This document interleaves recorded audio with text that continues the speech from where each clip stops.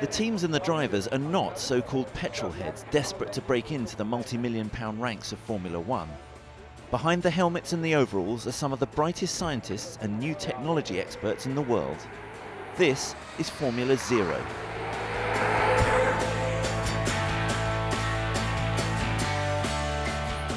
Could this be the future of racing? Rather than using petrol or gasoline as the fuel, these races take place by means of fuel cells that run on hydrogen. And the only exhaust fumes is water rather than carbon dioxide and carbon monoxide in normal racing. But it is not only the fuel that is potentially revolutionary. The global life sciences and materials sciences company DSM is here for another reason. It is searching for a way to create a new material from which to build cars. A material that is light and yet strong enough to withstand the extreme forces applied on a car during a professional race, and one that can match the aesthetics of materials presently used in vehicle manufacturing.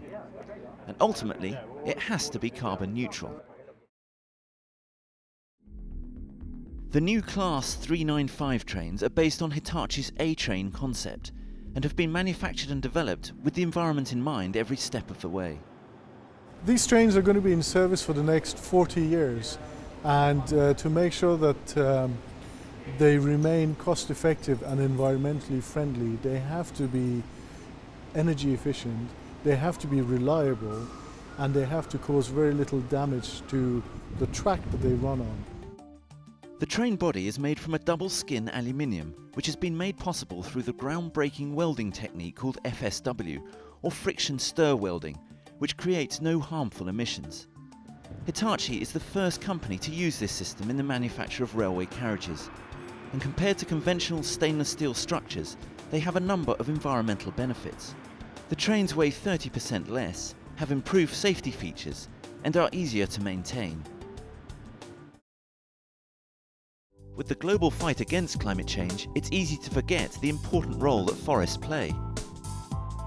One single tree absorbs 1 ton of carbon dioxide in its lifetime of 60 to 70 years. SCA is Europe's largest private owner of forests, with 2.6 million hectares of forest land actively sequestering carbon dioxide from the atmosphere. The forest is a very important part of solving the global warming situation we have today. It's about 20% of the global warming problems today is coming from the deforestation in the world. So we think that if we could manage that in a better way, that will be a great help to solve that problem. In any given year, SCA's forests have a net growth of about 1%. For each tree harvested, 3 new trees are planted. The result is that the total carbon dioxide output from all its manufacturing worldwide is almost matched by the absorption of CO2 by its forests.